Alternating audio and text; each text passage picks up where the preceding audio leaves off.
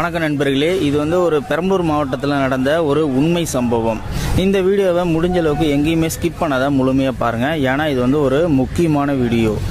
பெரம்பலூர் மாவட்டத்தில் ஒரு சின்ன கிராமத்தில் வசிப்பவர் பேர் தான் கந்தசாமி. இவர் ஒரு ரொம்ப நாளாக ஒரு பசு மாடை ரொம்பவே பாசமாக வளர்த்துக்கிட்டு வந்துக்கிட்டு இருந்திருக்காரு. அது இந்த பசு மாட்டில் வர பாலை கறந்து அதை சொசைட்டியில் ஊற்றி அதில் வர பணத்தில் தான் இவருடைய வாழ்க்கையை ஓட்டிக்கிட்டு இருக்காரு.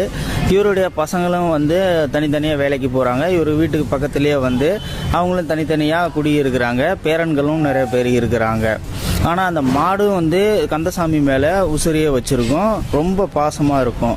கொஞ்ச நேரம் கந்தசாமி ஆளை காணோம்னாலே உடனே அந்த மாடு அம்மா அம்மானு கத்தும். அந்த அளவுக்கு அவர் மேலே பாசமாக இருக்கும். இவரும் அந்த மாட்டு மேலே அவ்வளோ ஒரு பாசமாக இருப்பார்.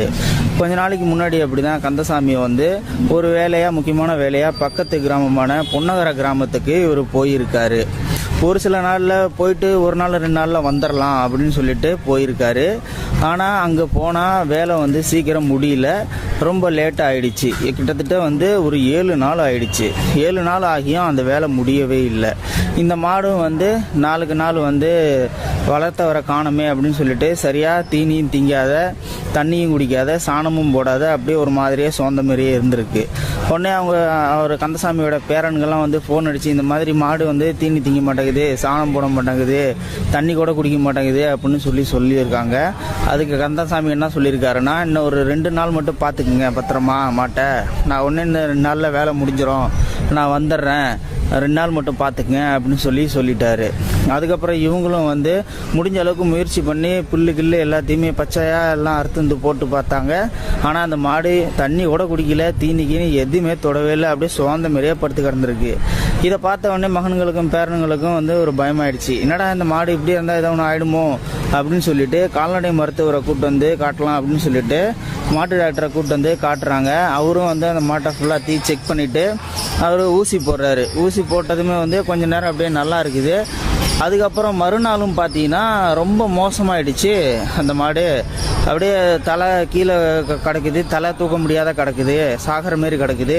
இதை பார்த்த உடனே அவங்க பயந்துட்டாங்க. ஐயோ ஏதோ ஒன்று ஆயிட மாட்டுங்க அப்படின்னு சொல்லிட்டு மறுபடியும் டாக்டருக்கு ஃபோன் அடிக்கிறாங்க. டாக்டர், நேற்று நீங்கள் ஊசி போட்டுட்டு போனீங்கல்ல, அந்த மாடு இப்போ தலை தூக்க முடியாத கிடக்குது டாக்டர், கொஞ்சம் சீக்கிரம் வாங்க டாக்டர் அப்படின்னு சொல்கிறாங்க.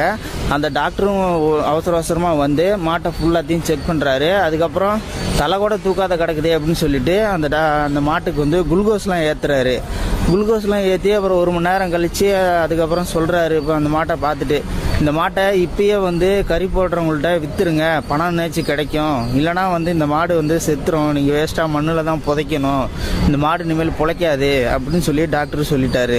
இதை கேட்ட உடனே அவங்க எல்லாமே கோக்குள்ளேன்னு அழுகுறாங்க. ஐயோ மாடு சாக போகுதா அப்படின்னு சொல்லிட்டு உடனே தாத்தாவுக்கு இந்த செய்தியை சொல்லியே ஆகணும் அப்படின்னு சொல்லிட்டு அவருக்கு ஃபோன் பண்ணுறாங்க. அவர் எதோ என்ன வேணாலும் பண்ணட்டும், அவர் பாசமாக வளர்த்த மாடு, அவர் வச்சிருந்தாலும் வச்சிருக்கட்டும், இல்லை விற்றாலும் விற்கட்டும், இல்லை செத்த பிறகு அவர் புதைச்சாலும் புதைக்கட்டும், அவர்கிட்ட விஷயத்த சொல்லிடலாம், நம்ம எந்த ஒரு முடிவும் எடுக்கக்கூடாது அப்படின்னு சொல்லிட்டு பெரியவர்கிட்ட இந்த மாதிரி சொல்கிறாங்க. இந்த மாதிரி டாக்டர் மாடு பிழைக்காதுன்னு சொல்கிறாங்க தாத்தா அப்படின்னு சொன்னதுமே அவர் போன வேலையை எல்லாத்திலையுமே அப்படியே பாதியிலே போட்டுட்டு உடனே பஸ் மாறி ஓடி வராரு. ஓடி அந்த தாத்தா வீட்டுக்கிட்ட வந்துட்டாரு. ஆனால் அந்த தாத்தாவை பார்த்த உடனே இந்த மாடு ஏஞ்சி இப்போ அம்மா அப்படின்னு சொல்லிட்டு கத்துது. கத்துன உடனே இவங்களுக்கு எல்லாத்துக்குமே ஷாக் ஆகிடுச்சு. என்னடா டாக்டர் செத்து போயிடும் அப்படின்னு சொன்னார். நம்ம தாத்தாவை பார்த்த உடனே ஏஞ்சி நின்று கத்துதே அப்படின்னு சொல்லிட்டு அப்படியே வாயடிச்சு போயிட்டாங்க. அதுக்கப்புறம் கந்தசாமி இந்த மாட்டுக்கிட்ட தடவி கொடுக்குறாரு.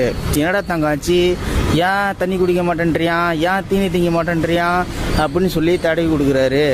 அதுக்கப்புறம் ஒரு பாத்திரத்தில் தண்ணி கொஞ்சம் மொண்டு அந்த மாட்டுக்கிட்ட வச்சு, குடி, தண்ணி குடிடா, என்னை காணோம், எனக்கு ஏதோ ஒன்று ஆயிடுச்சுன்னு பயந்துட்டியாடா தங்கம், எனக்கு ஒன்றும் ஆகலை சாமி, தண்ணி குடி அப்படின்னு சொன்னதுமே அந்த மாடு லைட்டாக மூந்து பார்க்குது.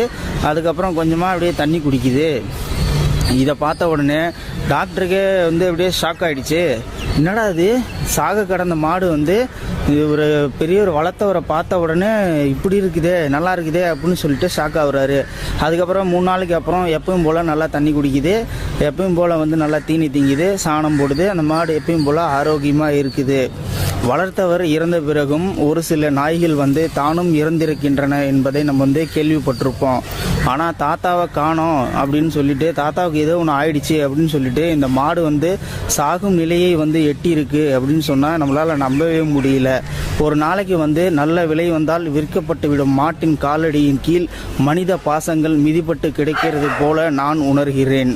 இது வந்து ஒரு அருமையான பதிவு தான். கண்டிப்பாக இந்த காலத்தில் வந்து இந்த 5 அறிவு ஜீவன் உள்ள இந்த மாட்டுக்கு இருக்கிற அறிவு கூட மனுஷங்களுக்கு ஒரு சில பேர்த்துக்கு இல்லை அப்படின்னு சொல்லிட்டு நிறைய பேர்த்துக்கு வந்து வருத்தத்தை வந்து தெரிவிக்குது.